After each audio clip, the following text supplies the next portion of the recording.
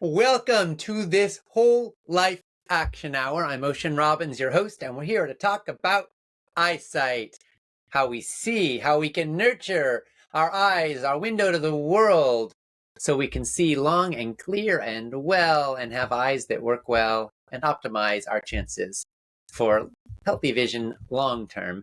And we are here today with renowned neuro-ophthalmologist, Dr. Rani Banik, who takes a root cause approach to eye health. She uses plant-based nutrition and functional medicine to help all of us to prevent macular degeneration and cataracts and maintain optimal healthy vision as we move through the years. Now, to be super clear, this is a project of Whole Life Club, Food Revolution Network's ongoing membership community, and some of the questions I'll be bringing to this interview come from Whole Life Club members.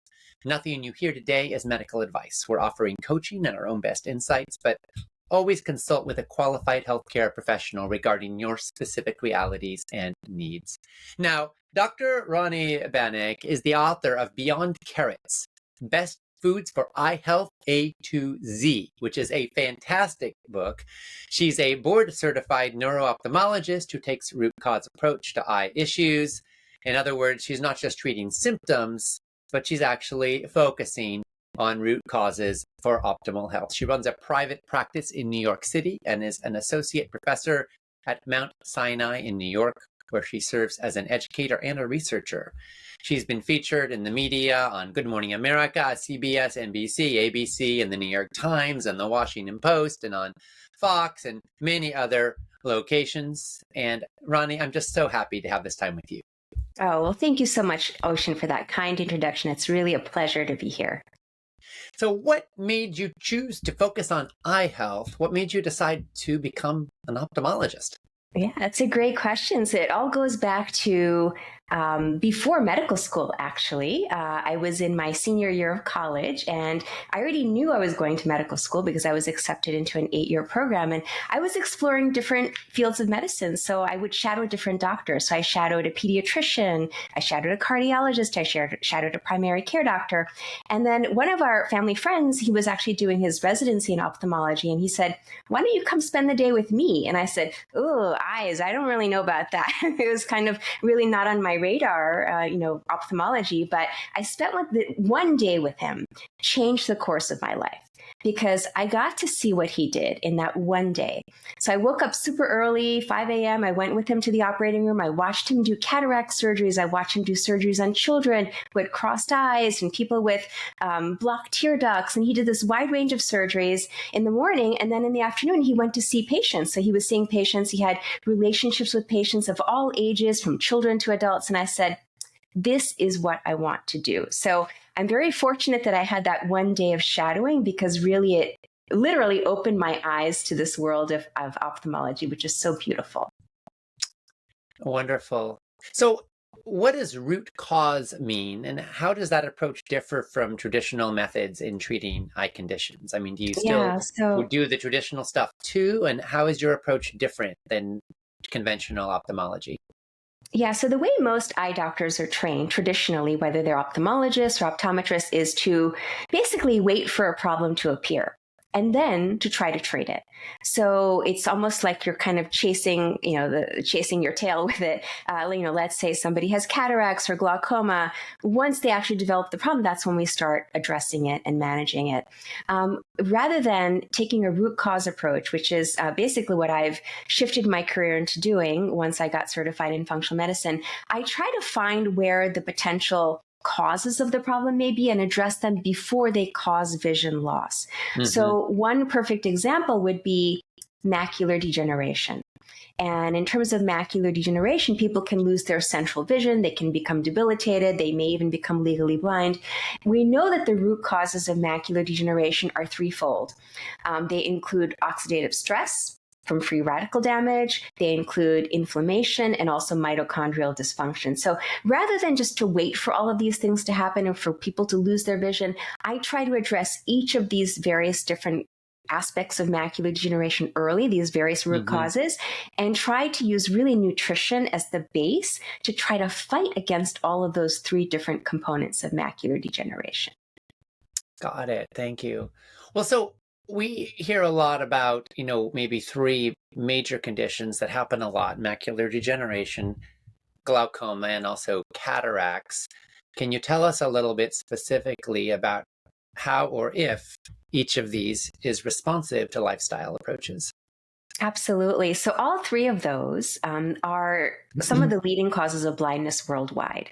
Mhm. And the good news is that even though they can cause vision loss, they're all preventable because they have similar root causes. And I would say the one kind of underlying theme here is oxidative stress. And so when it comes to dealing with, again, whether it's cataract, which is an opacity of the lens in the eye where people can't see properly because there's a almost like a dirty lens that they're seeing through, or it's glaucoma where the pressure can go high in the eye and damage the optic nerve, or macular degeneration, as I was explaining earlier. All three are due to the delicate tissues of the eyes over time undergoing oxidative stress and then developing damage and loss of function of the tissues. So when it comes to lifestyle and nutrition, there are so many things people can do to fight against that type of oxidative stress. Nutrition is key, of course, and we can go more in depth in that. But one other very simple thing in terms of lifestyle is a lot of oxidative damage actually can come from light. And so sunlight, even though sunlight is so beautiful and it's important that we all spend time outdoors and gain all those benefits of sun and increase our vitamin D levels, too much UV exposure from the sun can lead to cataracts. They can Mhm. lead to macular degeneration. They can lead to glaucoma. So we do need to protect our eyes from sun. So a simple tip I give to my patients in terms of lifestyle medicine is, yes, it's important to go outside, but you have to protect your eyes, especially between the hours of 10 a.m. to 2 p.m. Always wear your UV protection, whether it's in the form of sunglasses, UV blocking sunglasses, or a wide brimmed hat. You must protect your eyes against those powerful rays of the sun.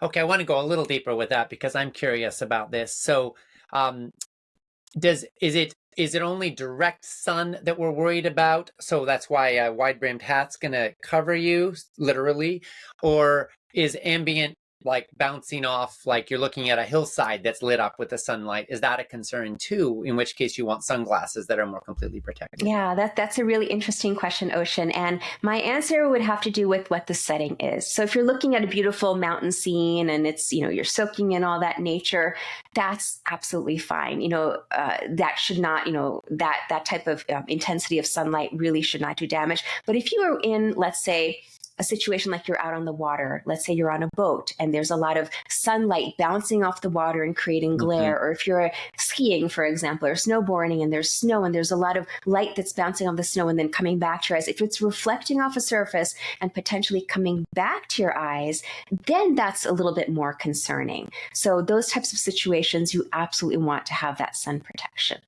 That makes sense. I mean, obviously, you would if you're looking at a mirror that's the sun, you're getting the full impact, right? So, Yeah, hopefully your you mirror is not right, aimed. but snow is not so different. Water is a little less so. A hillside is going to absorb a lot and not bounce all of it off, but it's bouncing some. So I suppose it's a Bouncing matter of some, but not degree. in any significant way that it could potentially lead to too much oxidative damage or stress on the eyes. Got it. Thank you. Okay, fascinating. Mhm. So let's talk about nutrition for a minute and eye health. What are some of the top misconceptions you encounter about this, and how can I we would address say them? the biggest misconception is that people think that if they just eat enough carrots, that they're going to have perfect 20/20 vision. And I get that all the time. That's actually why I named my book Beyond Carrots, because yes, carrots are important for our eyesight. Yes, they do provide an important nutrient, which is beta carotene, which can then get converted into vitamin A. And we, of course, need vitamin A for our retinal health to prevent night blindness. We also need vitamin A to prevent against dry eye. But carrots are the tip of the iceberg when it comes to ocular nutrition. So there are so many other nutrients aside from that beta carotene that's important that our eyes need to stay healthy. And the good news is that it's not just one food that we need for our eyes. We need a diversity of different foods that are plants that can help us to support our eye health. So think not just carrots, not just beta carotene, but just think of the whole range of nutrients plus the multitude of foods, colorful foods that can provide those nutrients to our eyes. I would say that's the biggest misconception. I get parents coming in asking, how many carrots should my child be eating to get them their 20/20 eyesight? And I say, Yeah. well, it's not just about volume of carrots, it's about diversity. Yeah, my understanding is that lack of vitamin A is one of the major causes of blindness around the world. But it's not It like is if some is good, more is necessarily better. You need enough.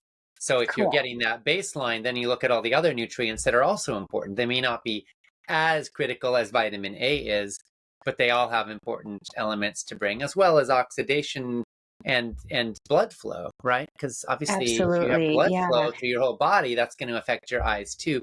So, what are some of the most important vitamins and minerals in addition to A/beta carotene Hmm. for maintaining optimal eye health? Yeah. And are So antioxidants?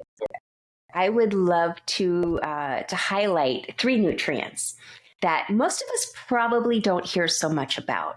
They're what I consider like the eye vitamins, even though officially they're not vitamins, they're carotenoids, they're bioactive compounds. These are lutein, zeaxanthin, and mesozeaxanthin. I know they're kind of hard to pronounce, hard to remember, but don't worry about the names, but just know that there are three of them. They're called carotenoids. They're cousins to beta carotene. They're cousins to vitamin A.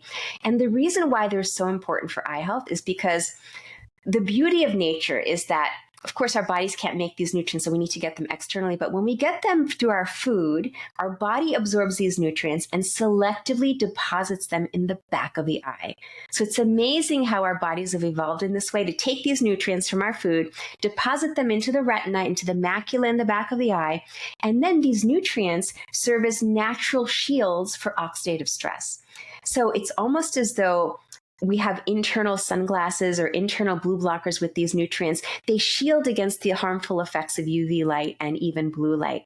So it's really, really, really important. I can't stress enough how important it is for people to get enough of these three nutrients, lutein, zeaxanthin, mesozeaxanthin. And they're also great for brain health. There's actually a lot of literature published to show that these three are very, very important for cognition and memory. And they're also great for skin health. So it's like a win-win. You're doing whatever you're doing for your eyes, you're also helping your brain, and your whole body will benefit, basically. And also the good news is there are many sources of these nutrients. So it's not just, oh, if I only have this one food, will I be able to get these nutrients? That's not true. The good news is there are many, many foods that provide us with lutein and zeaxanthin, which is good. Tell us about them. What are some of the top foods that we want to include in our diets to get enough of these nutrients? Well, most people, if they're already on a whole foods plant-based diet, are hopefully getting a lot of these anyway. But leafy greens, I would say, are at the top of the list. Any kind of dark leafy green, particularly kale, is probably one of the highest concentrations of lutein and zeaxanthin. But also spinach, arugula, romaine lettuce, Swiss chard, any of those leafy greens will have very, very high concentrations of lutein and zeaxanthin. And also yellow and orange, think yellow and orange fruits and vegetables, because these pigments themselves have a color and they're yellow/orange in color. So think about yellow and orange foods like yellow peppers, bell peppers, orange bell peppers, corn, for example, even some fruits like peaches and nectarines and even mango. These foods have high concentrations of lutein and zeaxanthin. So again, if you don't like one particular food group, at least there are other options that you can turn to. And also, interestingly, there are some spices that also have high concentrations of lutein and zeaxanthin. So I always recommend to my patients, you may want to make sure that you include some spices like paprika or cayenne pepper in your food to boost your intake of some of these eye vitamins, these eye nutrients. Fantastic. Thank you. What about dry eye and eye strain? What are some tips for how to address those? So for dry eye, which is, by the way, very, very common, most of us have probably experienced dry eye at some point. And if we haven't, we probably will at some point in our lives, especially from being on screens for so many hours a day. Even children can get dry eye, by the way. But when it comes to dry eye, nutrition is important, but lifestyle is also just as important. And we know when it comes to nutrition that the omegas can be very beneficial for dry eye. So omega-3s, but also DHA, EPA, but also there's an omega-6 called GLA, which is gamma-linolenic acid, which is an anti-inflammatory omega-6. And it's also been shown in studies. Now, unfortunately, it's not so readily available in foods, but you could get it from borage oil or evening primrose oil as a supplement if you wanted. For DHA, EPA, some great, wonderful plant-based sources of those include seeds. So I always tell my patients, make sure including lots of seeds in your diet for the omegas. Chia seeds, hemp seeds, flax seeds, these are all great sources of omegas for dry eye. And then when it comes to lifestyle, some super simple things that you can do to help fight against dry eye. Going back to the screen, the screen issue. So a lot of us are on screens for hours a day. The average adult spends, it's estimated, over 10 hours a day on a screen, which is mind-boggling. Wow. To think that we're spending that much time in front of screens. Even children, about 6 hours a day. So when we're looking at a screen, we don't blink as much. Normally, a normal blink rate for a human is about 15 to 20 times a minute. So you can actually count your blinks and see how many times you're blinking when you're looking around. But when you're looking at a screen, instead of blinking 15 to 20 times a minute, most people only blink about 3 or 4 times a minute. So that's a 75% decrease in one's blink rate when we're looking at a screen. So make sure that you're intentionally blinking. That's the simplest thing you can do to combat dry eye and also do forceful blinks. So not just like a light blink, but kind of if you're really having dry eye symptoms, if you're on a screen, really forcefully blink because it gets the whole tear flow system going and it helps to release healthy oils onto the surface of the eye. So do a forceful blink. I actually recommend some blinking exercises and I'm happy to share those through a link if anyone's interested. But simple exercises you can do. Also, warm compresses can be really useful for dry eye. So the warm compresses, basically, you keep them on for not just 30 seconds or a minute. I would do it for about 5 to 10 minutes, sometimes even once or twice a day. But the warm compresses, the warmth helps our oil glands and our eyelids to create healthy oils that flow rather than to become that oils that are stagnant. So the warmth helps to, again, release those oils and lubricate the surface of the eye. So those are just a few simple things you can do. There is a lot more, but in the interest of time, I thought I would give you kind of the best tips. Well, those are some great ones. Is rinsing with a saline solution, like on an eye cup, also helpful? You can absolutely do that. Absolutely. Just make sure that it's a sterile solution. It's really, really important. Or you can get lubricating drops over the counter. There are many trusted brands. Just be careful. Last year, there were quite a few recalled brands because of, I think there are about 27 different generic brands that were recalled. You may have heard about it in the news because the drops, the bottles themselves were contaminated, sometimes with bacteria or sometimes even fungi. So you always want to get, if you're buying artificial tears over the counter, you want to get a name brand drop so that you're hopefully getting a trusted manufacturer who has sterile practices in their factories. So got it. Very useful. So saline or eye drops. Great. Thank you. Okay. So what about people who experience vision decline? Like sometimes they're not able to focus as well, nearsighted, farsighted, stigmatisms. Can you talk a little bit about these dynamics and whether diet or lifestyle or eye exercises can be helpful? Absolutely. So what you're referring to are changes in refractive error.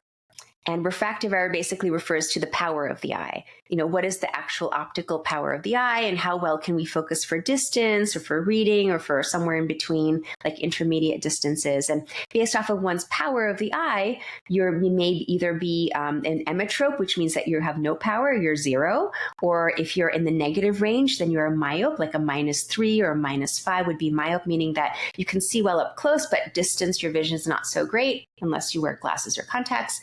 And then hyperopia is when you're focused more at distance, and then you have to really crank in more effort to read up close. That's called hyperopia or plus. So those are the different types of refractive errors. And then on top of that, you can have astigmatism. which you mentioned. And astigmatism is basically when the surface of the eye, the cornea, instead of being perfectly spherical, is a little bit more oval shaped, almost like a football rather than a basketball. That's kind of a kind of simple way to explain it. So it's more oval shaped. So people have different points of focus, so they may need glasses or contacts to fix that. So what can we do in terms of diet and lifestyle to help combat some of these refractive errors? Well, I'll first talk about children, because this is really, really kind of cutting edge information that more people need to hear about. So we now know that myopia, which is being in the minus range or nearsighted, myopia is rising in the world. And it's estimated that by the year 2050, about 50% of the population will be myopic. So children are really at risk for this because their eyes are still developing.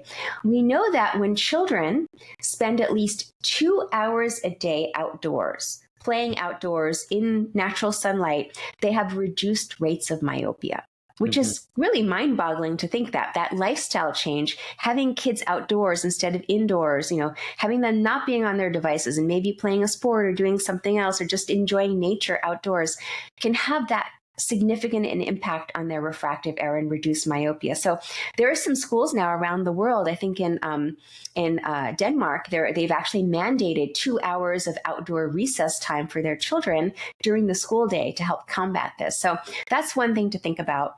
In terms of diet, so we know that there are certain pigments called anthocyanins that are bioflavonoids, and they're found in berries, for example. That's one example, like dark berries, like blueberries, blackberries, even red berries, like raspberries, strawberries, have these anthocyanin pigments. And early research has shown that anthocyanin pigments, bioflavonoids, can help reduce refractive error changes and help with focusing. So again, this is really very early research. I think we're going to be learning more about this in probably the next 5 to 10 years. But if you want to be on the cutting edge of using nutrition science, I would suggest that people consider increasing their intake of these anthocyanin pigments. Now, berries are not the only source. They're just very, common source with high concentrations, but there are other foods also that provide anthocyanin. So make sure you include those in your diet. Thank you. If somebody's already experiencing vision decline, how can they help slow the progression? And do you ever see decline reversed? So when it comes to the eye, because it's such a complex small organ and the tissues are so delicate, if there's already been certain damage that the eye has sustained, then that damage in most cases is not reversible. So for example, if someone is experiencing vision problems, they can't see as well, they're having glare, they're having foggy vision when they're trying to read, and let's say they've been diagnosed with an early stage cataract. Very, very common, and it happens to most people. If you live long enough, yes, you'll get a cataract. But most people develop cataracts in their 60s, 70s, somewhere around that age frame. But basically, if you've already developed an early cataract, to our ability right now, there's no way to reverse those changes. But you can prevent progression of that cataract by, again, we were talking about this earlier, the importance of UV protection, sunglasses or a white hat, and a diet that's rich in antioxidants, specifically foods that are rich in vitamins A, vitamin C, vitamin E, glutathione, the macular carotenoids. These are all powerful antioxidants that can help to slow the progression of cataracts. So again, don't be discouraged. If your annual eye checkup and you've been diagnosed with something, just know that even though you can't reverse what's already happened, you can prevent it from getting worse by implementing dietary and lifestyle strategies. Got it. Thank you so much. I'm curious, a lot of people think that as we get older, our eyesight is going to deteriorate. And one of the things that we're trying to promote in Food Revolution Network is this notion that aging doesn't have to be a one-way street towards ever-increasing decrepitude, suffering, misery, and eventually that ends in death, that we can have a more positive vision of what's possible. Can you speak to this a little bit from an eyesight perspective? What's possible for human beings, and how can we repattern our own vision of what our future might look like? Yeah, so vision is such an important sense of the five senses. Most people would think that it's probably the most important because we use it for so many things that we do. So, in terms of aging and vision, there are certain things that happen. They're bound to happen. Like I was mentioning earlier, yes, cataracts do happen. If people live long enough, they will develop a cataract. But just because you have an age-related vision change doesn't mean that it will necessarily incapacitate you. Does not mean that it will eventually lead to permanent vision loss or, God forbid, blindness. It does not mean that. There are so many ways, especially with combination of what I love to do, combination of traditional ophthalmologic approaches, which are based in medical and surgical approaches, but also combining that with an integrative functional medicine approach. If you combine the two together, you can still maintain excellent vision despite getting older. And personally, I've seen my patients. I have some patients who are well into their late 80s, 90s, and even some centenarian patients who have excellent eyesight even though they're older. Their chronological age is quite different than their ocular biologic age because they've been doing all the right things. They've been making healthy choices, whether it's their diet or their lifestyle. So vision loss does not have to be an inevitable part of the aging process. Just make sure you're getting your checkups. If there is something going on, get it diagnosed, get it treated early so it doesn't progress to actually cause permanent loss of vision. Thank you. I'm always thinking about the big picture of humanity and how we can make things better for human beings on Earth. From a global public health perspective, what are some of the top things we could be doing to reduce blindness and eye issues around the world? What would it take to implement them? And what do you think it would be the cost and the benefits of a global campaign around this? So vision issues around the world are quite significant. They affect, quality of life. They affect socioeconomic issues, financial issues. And so it's estimated that about 2 billion people in the world, this is according to the WHO, the World Health Organization, about 2 billion people have some kind of vision impairment in the world. And interestingly, about half of that, so about a little over 1 billion of those cases could be prevented. So keep that in mind. You can make a difference. You can definitely change your outcome. And in terms of global health issues, a lot of the things that are preventable are cataracts, glaucoma, macular degeneration. And the issue is access to care for the majority of these cases around the world, and some in rural areas or areas that don't have ophthalmologists or optometrists who are local. So getting care to these individuals could completely turn around their life. And so I think, organizations around the world and also local organizations are working to get care to more rural areas. For example, I just came back from India, and we know that in India, there's so much avoidable blindness in these rural areas and villages. And, there are cataract camps set up so that there are doctors who go out to the rural areas. They'll spend like a week there. They'll set up their mobile examination rooms, there are surgical suites, and they'll do surgeries and they'll get these people rehabilitated.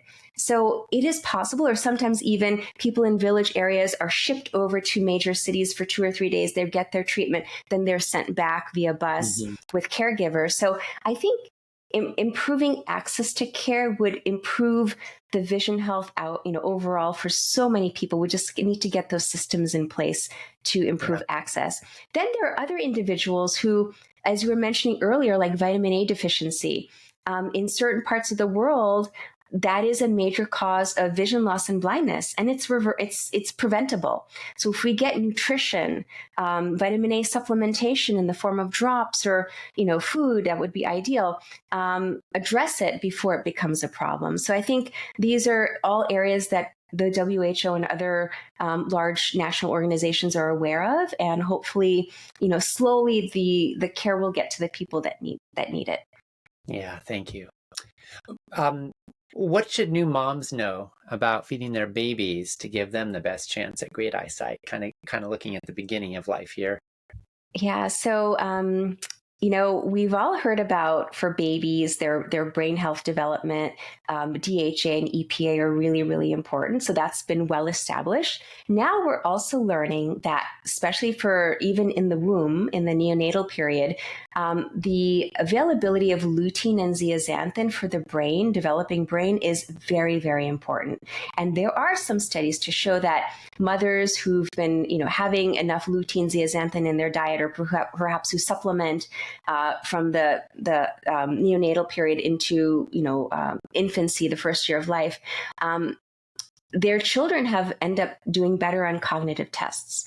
So, if you're a young parent, or if you're expecting, definitely make sure that you're getting enough lutein and zeaxanthin into your diet. And also, I think there may be policy changes down the road where not only will infant formulas be supplemented with DHA, EPA, but also with lutein and zeaxanthin, because the evidence is so strong for these two nutrients, not just eye nutrients, but also brain nutrients.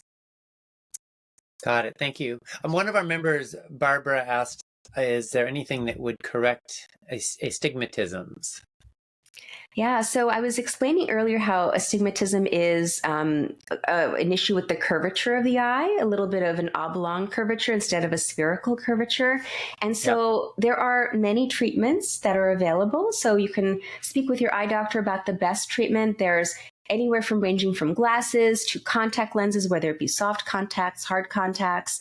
There are even procedures that can be done. When it comes from, looking at it from a nutritional standpoint, making sure that you're getting enough of vitamin C, as well as the B vitamins, in particular riboflavin, which is B2. It's been shown to help corneal health. So these are some of the strategies that can be explored, but it all depends on also the level of astigmatism, whether it's a little bit of astigmatism or a lot of astigmatism. So Barbara, I would suggest that you discuss this with your eye care provider and figure out what's the best path for you, what's the best solution for you. Got it. Thank you. And again, disclaimer to restate, none of this is medical advice. As in all things, consult with a qualified healthcare professional regarding your particular realities and needs, but we're sharing general principles and tips and hopefully some coaching and insights that could be of real value. So Leslie referred to having meibomian gland dysfunction. She said, I've had IPL light treatment without relief. I frequently get hordeolums, forgive me if I'm mispronouncing that, on both upper and lower eyelids. Okay. And she said, I do lid scrubs and moist heat with the Broder eye mask. I'm wondering if this is something I just have to keep managing, or if there's anything else I might try. Any thoughts on meibomian gland dysfunction? Absolutely. Yeah, there's a lot that can be done, and I believe it was Leslie, right? So Leslie, you've already done a lot. So meibomian glands are the tiny little glands in our eyelids. If you pull down your eyelid and you look in the mirror really closely, you'll see these little dots right by where your eyelashes come out. Those are the openings of the glands, and they secrete oils to help to lubricate the surface of the eye. And so meibomian gland dysfunction is a very common root cause of dry eye disease, because if the glands are not working, if they're not secreting healthy oils, then the tears evaporate and then dry eye ensues. So there are many treatment options for that. But what I found to be most effective is really bumping up one's omega intake. Omega-3s in particular, DHA, EPA, and also perhaps doing a supplement to get your GLA in there. And in some, formulations, you'll find, omega-3s, total of about 1,000 milligrams. I actually find that with meibomian gland dysfunction, people need to do higher levels. So in some of my patients, again, this is not personal medical advice, but I'm just sharing with you kind of my experience with this. In some of my patients, I find that they have to go up on the dose to 1,500 milligrams a day, or even 2,000 milligrams a day, and sometimes even higher, to support their meibomian glands.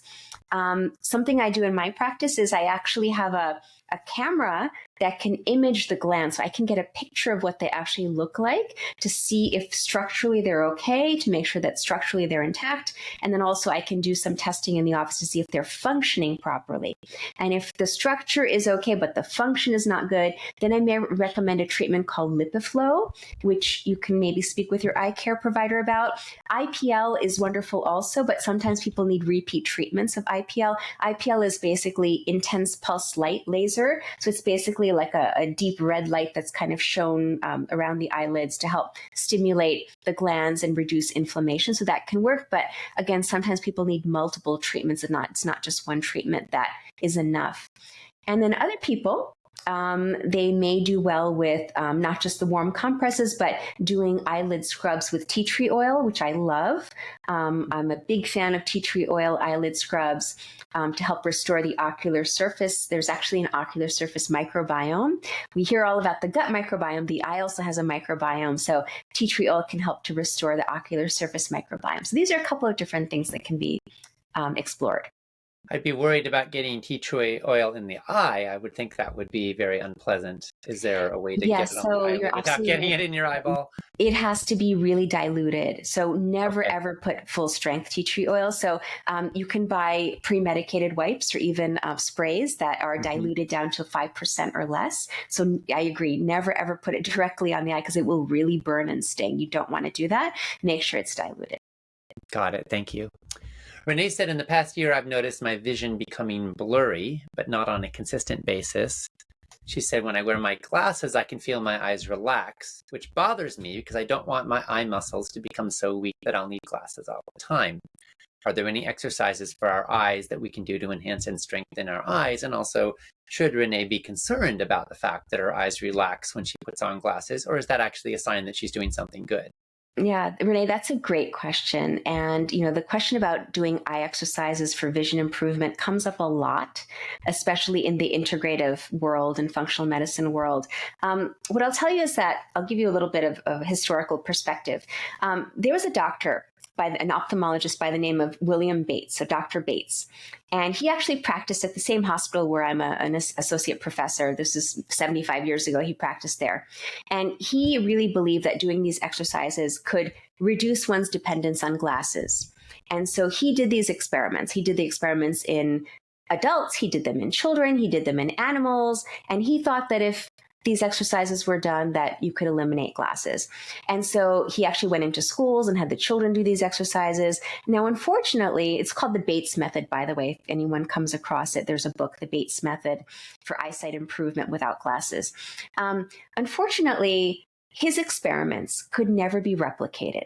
So even though he had wonderful outcomes, he was able to help his patients, when other providers, other doctors tried to replicate his experiments and do the exercises, they didn't work to help relieve someone of their need for glasses. And, when I came across his book, I had a very open mind to it. I said, you know what? I have myopia. I have a minus 450 in one eye and a minus 250 in the other eye. I'm going to try these exercises and see if they work for me. So I read his book. I followed his exercises. I did it for about 3 months. And unfortunately, it didn't help me either. So honestly, I don't think that the exercises work. If you're prescribed glasses, you should ask your doctor, when should you wear the glasses? Because not all glasses need to be worn all the time. So for example, some people only really need to wear their glasses for far distance. If they're driving, for example, or if they're watching television or a movie or in a theater, they need their glasses for that, but they may not need their glasses for reading. So be very clear with your doctor when you should be wearing the glasses and follow their advice. Like, is it only for a particular activity or is it all the time? And that will help guide you in terms of reliance on glasses and maybe reducing your need for glasses. The other thing that's really important, especially for younger people, is to get a type of glasses check. Checking for glasses, the term is called refraction. So when you go to see your eye doctor, you go to see your optometrist, your ophthalmologist, and they do the test, which is better, 1 or 2, 3 or 4. That's called refraction. So you may want to ask for something called a cycloplegic refraction. And that will help to determine your true base power. And I won't get into all the science and the details behind it, but cycloplegic refraction is done with drops. And so we put the drops in first, have the patient wait about half an hour, and then do the refraction. And that will give you your true refraction. And so that's what the glasses or contacts should be based off of, not simply, is it better 1, better 2? Do the drops first, and then do the is it better 1 or 2 test. Is there any benefit to, for example, when you're outdoors, going from looking at something close to looking at something very far away, back and forth? We could theorize that maybe some of the research showing people having better eyesight when they spend time outdoors could be because they're getting a range of different distances. Is there any research to back that up? Is there any benefit to doing that proactively? So the research isn't there because it's a very, very difficult thing to, I guess, plan a study around. But, I'll put this in some perspective. If you think back to, I'll put it in evolutionary perspective. If you think back to our ancestors, in prehistoric times, they really had to focus at far, far distance because they were looking for threats. They had to, stay very vigilant of their environment. And so our eyes were really designed to look at distance most of the time. So, and then in more of the modern world, it's kind of become that we rely on looking at things closer and closer and closer. So now most of our world is here, especially with our phones. It's right here. Or if we're looking at our screen, it's maybe arm's length away. So our eyes are not necessarily designed to be focused at that closer distance for hours and hours and hours on end.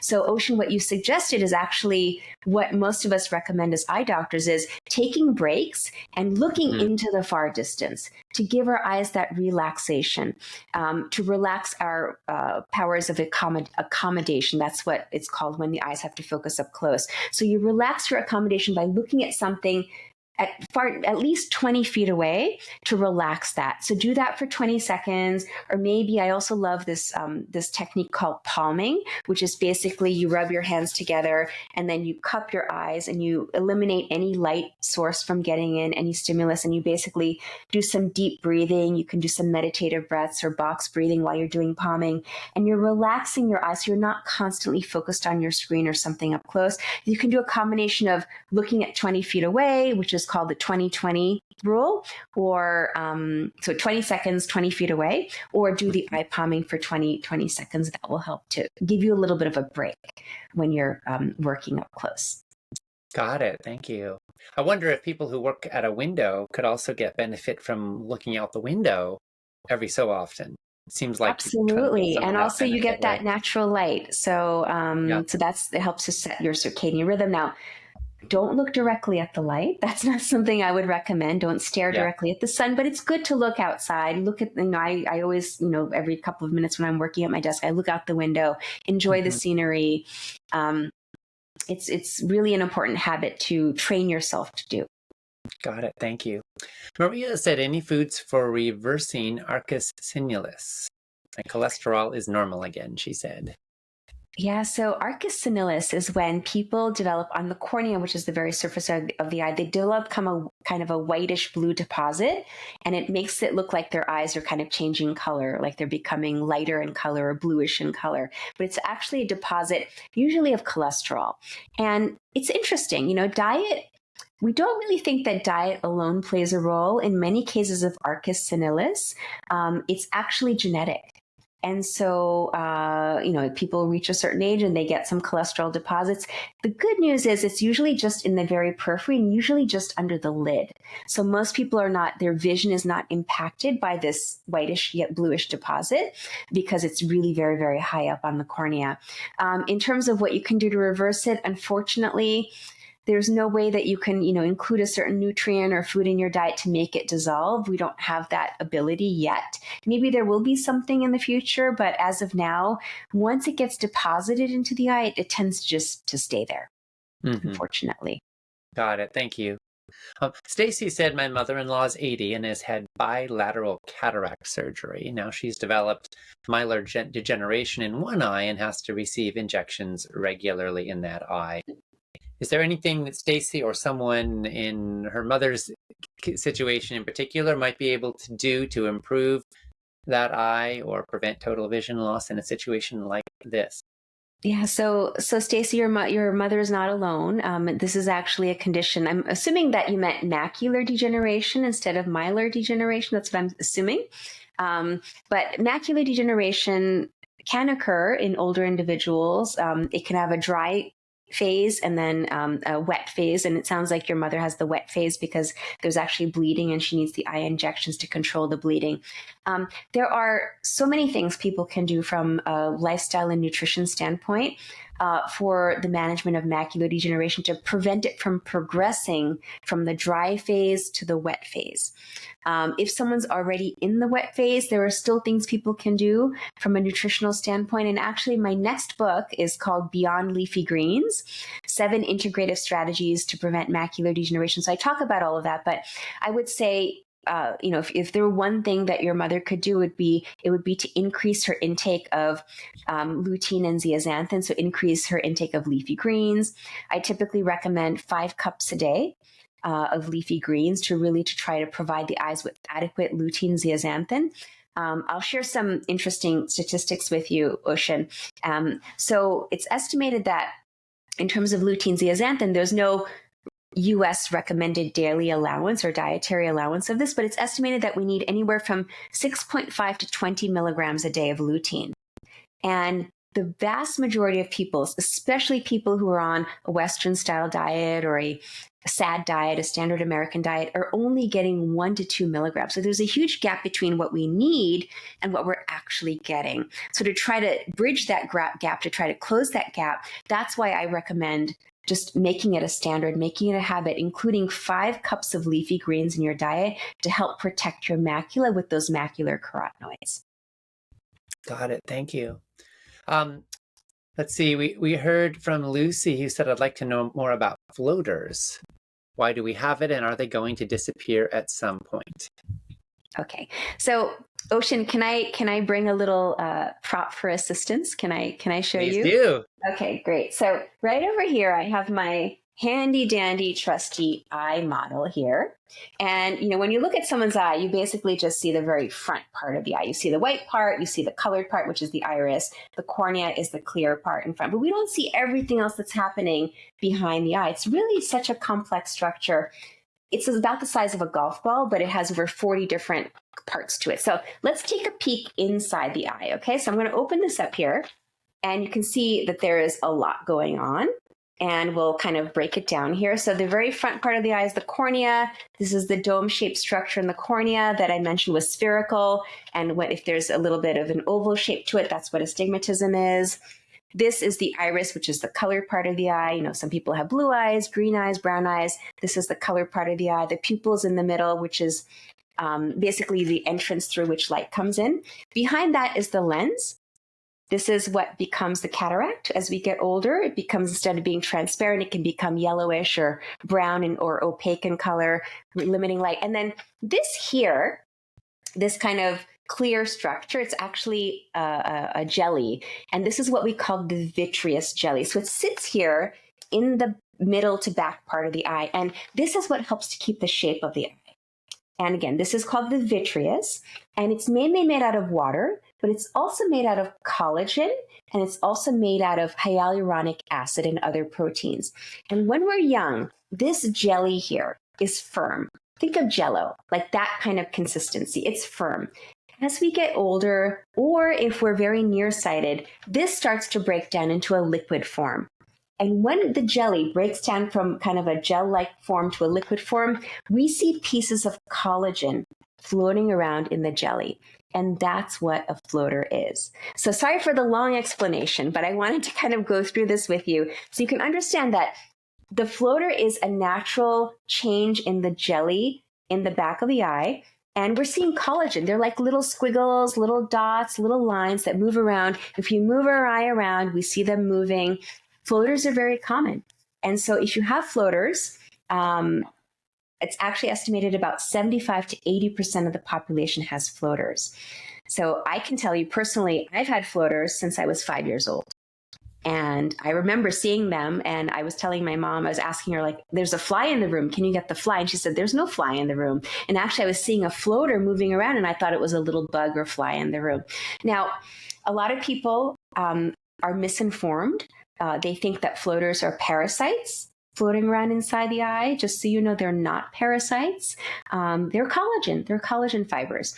And the other thing I want to just point out about floaters is because the eye is a closed system, Okay, there's no way for the jelly to drain out or to replace itself. So basically, the only way to get rid of the floater is to actually do a surgery and to go in there and remove the gel. If you remove the gel, you can remove the floaters, but it's a surgery and it carries with it risks. And I would not recommend this type of surgery, even as bothersome as your floater may be. I know my floaters are very, very annoying, very bothersome, but I've tried to train my brain to kind of filter them out. But I would not recommend doing a vitrectomy surgery, which is what it's called, for floaters. Basically, I would suggest, I know they're annoying, but try to train your brain to ignore them. That's the best way to manage the floaters. Got it. Thank you. Some people take turmeric for inflammation. Some people have their eyes yellow as they age. And Christine actually asked whether taking turmeric might be increasing the yellowing process, since it is actually sometimes used as a food dye because it's so intensely yellow. Does that sound like a plausible concern, or do you think turmeric is probably beneficial? So turmeric is very beneficial for eye health. There are studies to show its benefit for all range of conditions, from dry eye to cataracts to macular degeneration, even inflammation inside the eye, which is called uveitis. So if you're noticing that the surface of your eye looks a little bit yellow, a little bit kind of discolored, it's probably not from taking a supplement like curcumin and turmeric. It's probably from sun damage. And when people have sun damage on the surface of their eye, it can become kind of an elevated yellowish spot or whitish yellow, or sometimes even brownish spot on the surface of the eye. So it's more from UV damage rather than from what you're ingesting. So be rest assured it's not because you're having a lot of turmeric in your diet. The other thing to consider when the eyes look a little bit yellow is actually a medical condition called jaundice. So if you really feel like your eyes are looking very, very yellow, be sure to see your primary doctor, get checked for your liver tests, and get checked for jaundice. Got it. Thank you. Darlene said, I've had RP for over 10 years and do not find much information about it. They said I'd be completely blind in 6 months. I still have half my vision. I've been taking an herbal tincture and also bilberry and rutin supplements. And I've been whole foods plant-based for a few months now, which is helping my health overall. Are there any particular plant foods, she's asking, that she should be eating? That's a great question. And so with RP, it stands for retinitis pigmentosa, and it is a genetic condition. The thing about RP is that even though it's considered a genetic condition, there are many, many different genes that can lead to the phenotype or the manifestation of retinitis pigmentosa. So it's not just one gene, one disease. It's multiple different genes that can cause a similar looking eye condition. So it depends on which specific genetic mutation you have. And so that would require getting the genetic testing done. So I don't know if you've done it yet, but it may be something to speak with your doctor about, getting the genetic testing to then hone in on diet, hone in on supplements to really figure out for that specific mutation that you may have, which is the best type of diet or supplement to take. For example, for some of my patients, they have specific types of RP where they really benefit from super high dose vitamin A supplementation, and a form of phosphatidylcholine, which is a lipid.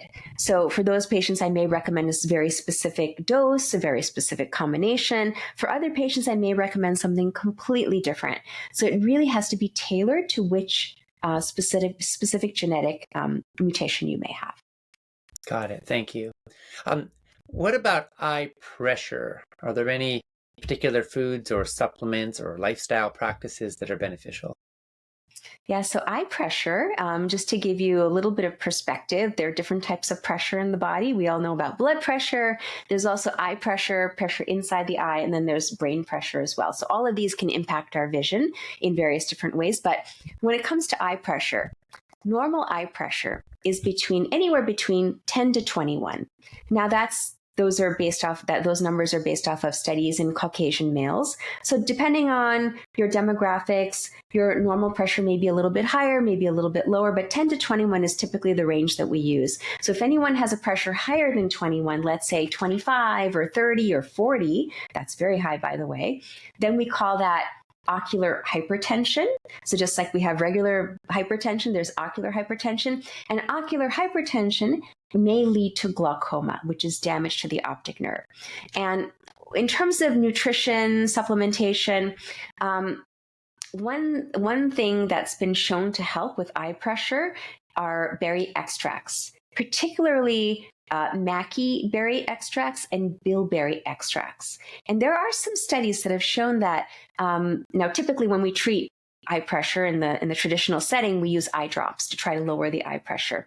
But studies have shown that having enough berries in your diet or taking a berry extract supplement can help to lower the eye pressure by as much as 3, perhaps even 4 points. And that's equivalent to what the effect is of some of these eye drops. So if you wanted to, you can supplement your regular regimen with berry extracts and eating berries, of course. So those are some ways to mitigate that. Now, lifestyle also plays a role when it comes to eye pressure, and there's some interesting studies done. We know that when people do head down postures, let's say they're doing yoga or they're doing some other activity where they're head down, they're doing a handstand or they're doing downward dog, that downward posture can increase your eye pressure. So typically, what we recommend is for people who do have high eye pressure, who may be at risk for glaucoma, or perhaps they've already lost some eyesight to glaucoma, that they avoid those head down postures. They can do other types of postures, but not necessarily head down postures. A couple of other lifestyle factors. We also know that previously, it was very common for men to wear suits and jackets and ties. We know that ties are associated with, especially when they're worn very tightly, are associated with high eye pressure. So now we've actually started advising our patients, especially our patients who used to wear ties, perhaps don't wear ties and try to avoid having that high eye pressure. And the last thing I'll mention when it comes to lifestyle is, many of us, when we sleep, we have a side that we prefer to sleep on, whether it's your right side or left side. We also know from studies looking at sleep patterns that when people sleep, like imagine you're sleeping for 6, 7, 8 hours on one side, you're putting a lot of your pillow is putting a lot of pressure on that eye. And the eye pressure may go up specifically in the eye that you prefer to sleep on, or that side that you prefer to sleep on. So if you do have a risk for high eye pressure, maybe get a different type of pillow, try to adjust your head position when you're sleeping, so you're not putting direct pressure on your eye for that prolonged period of time during the course of the night. Got it. Thank you. Fascinating. Okay, Virginia said, is it true that while carrots are good for your eyes, cooked spinach has longer lasting positive effects on eye health? I feel like I'm being asked to choose which of my children I love more. But do you have a response for Virginia? So they're all good, by the way. Carrots cooked raw, spinach cooked raw. But I would say if you look at the specific nutrient density, cooked spinach actually has more nutrient density rather than raw spinach, especially for the macular carotenoids. So 1 cup of cooked spinach is about equal to 6 cups of raw spinach. So cooked spinach may be the way to go. I wouldn't forego the carrots, though. Definitely don't do that. Wonderful. Don't Thank make that you. choice. Rani, you're such a wealth of incredibly practical, useful, sober, grounded information, and I'm so grateful to you for your decades of research and clinical practice and sharing with us, what works, what the studies show, and how we can prevent all sorts of conditions, optimize our well-being, and also make the best of these precious eyes that we've been given. We've been talking, folks, here with Dr. Rani Banik, author of Beyond Carrots, Best Foods for Eye Health, A to Z, a board-certified neuro-ophthalmologist who takes a root cause view of eye problems. Rani, thank you so much for your wisdom and your insight and for being a partner with us in this food revolution. Oh, thank you so much, Ocean. It's always a pleasure chatting with you. And I enjoy sharing this information because keep in mind, our vision is precious. We only have 2 eyes. They have to last us a lifetime. So take good care of your eyes. Wonderful. Thank you. Thank you. All right. I'm going to